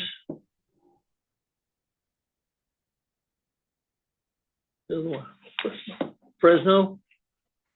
Just one real quick comment, this manual. Thank you, Emily, you and John, Samir, the entire team, and everybody working in collaboration. I mean, that's what it's about.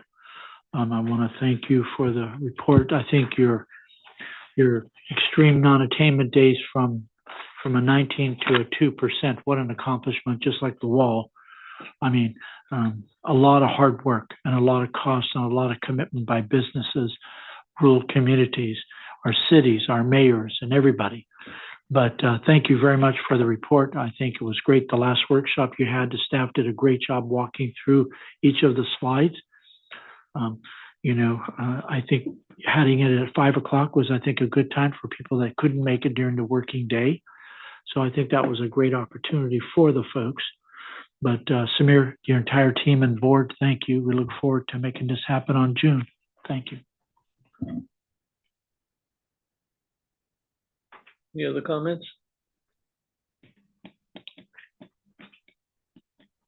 Are there any public comments? Do we have any public comments in Bakersfield on this item? No public comment in Bakersfield. Thank you. Are there any members of the public in Modesto that would like to comment? No public comments in Modesto. Thank you. Any members of the public in Fresno that would like to comment? Seeing none and none online.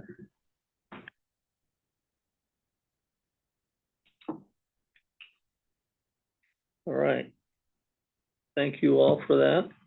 Mr. Chair, Yes, I just wanted to suggest that item number 11, I mean, it is in the package, but we could continue the presentation on that item until the June meeting. And we'll talk about that in terms of what other items may be on that agenda, but we'd be happy to make that presentation at the next meeting.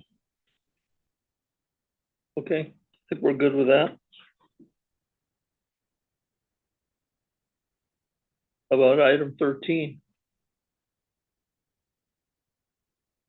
I do see Jess Olson here, our Director of Community Strategy and Resources. She can do a very quick update, and I believe Carb is also on the line. Carb should also be on the we'll line. do the rapid, accelerated version of this to try to, get you out of here as soon as we can. All right. I can do that. Good afternoon in like 10 seconds. Jessica Olson, Director of Community Strategies and Resources. 3 quick updates on just some upcoming events for the AB 617 communities that we work in. We have an in-person meeting tomorrow night in Fresno. It wraps up sort of the 4 communities that we have. We've been trying to do in-person meetings at least once a year. So that meeting is happening tomorrow night, certainly in partnership with all of our agency partners, business partners, community members, and community leaders. So we look forward to that interaction. And we also have 2 upcoming events in 2 other communities. Both of them are lawnmower exchange events where folks can bring in old gas-powered lawnmowers and exchange them for free electric mowers in person. That's May 23rd in Stockton and June 6th in Arvin, Lamont. And so that's serving just a completion of 2 different CERP measures in both of those communities. And that's our Community Emissions Reduction Program, which is what I said, CERP. I need to stop using acronyms. Other than that, those are kind of my quick updates for upcoming meetings. But I will pass it to Brian Moore. He's with CARB and he has a few updates for you as well. Cool, thanks, Jess. Yeah, this is Brian from CARB's Office of Community Air Protection. I just have one update. We will be giving our annual Community Air Protection Program update to our CARB board on July 25th, starting around 4 p.m. And the notice should be produced really shortly. So I'll definitely share that with the Air District to get to you all, and we can we discuss it next month. So thanks.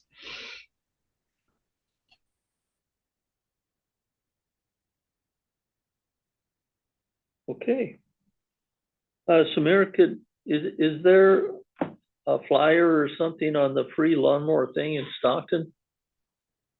I believe I'm seeing nods, so we can actually share that information via email so you can help get the word out. Appreciate it. Okay, item 14. Jamie. Just really quickly, it's Jamie. Most of what we've been up to has already been mentioned by Samir, Jessica, or earlier in the day. Thanks to all of you who came out and saw us at events, though. We've been super busy with events. Next week's Bike to Work week, so I expect all of you to get on your bikes and be bicycle riding wherever you might to your workplace. Thanks. I keep it quick because we're running late. Wow, that was quick. All right, CAC member comments. Let's start with Bakersfield. Any comments? Okay, Fresno? This is Dennis Tristo. I have a comment, and maybe the district can expand on this, but there was a notice out that the certified air permitting professional will be having a training course coming up, and it's registration. One who they can register to determine their qualifications and participate in that. So any further, I don't want to miss out on anything of this, but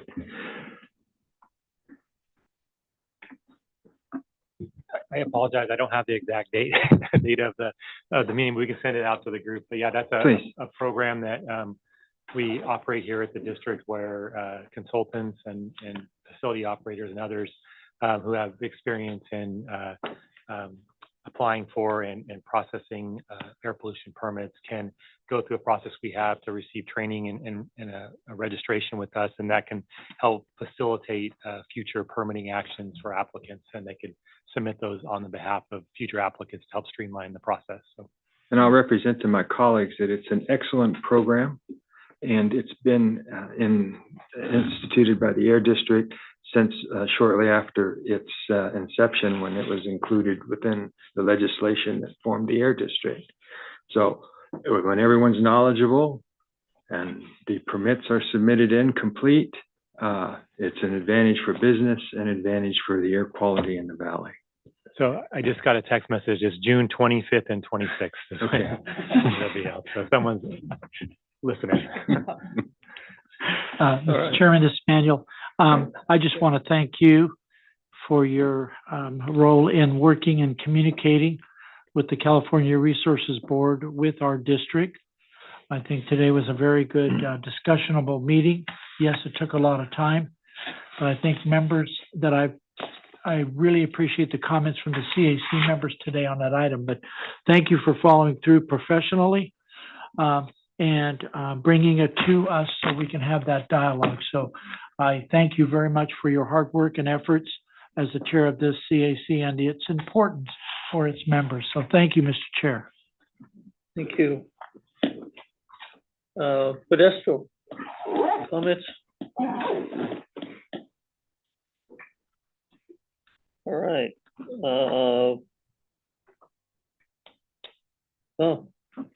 Anybody want to volunteer to present the report during the governing board meeting? Mr. Chair, if I could just jump in really quick on this one to let you know. So at the May 16th, which is next week, we'll have our public hearing on our budget. We will not actually have a regularly scheduled hearing. Our next board meeting will actually be in June. So I just wanted to note that. No, you're more than welcome to come to listen into the budget presentation. It's a public comment hearing, but there will be no CAC item on that agenda, and the next one actually will be at the June meeting. So and we'll have a June, hopefully, assuming it's June CAC meeting before that board meeting, so we can talk about that at that next meeting in terms of volunteering for that June meeting. Okay, thank you, Samir. Only 5 minutes behind. All right, unless there's something else, I adjourn the meeting.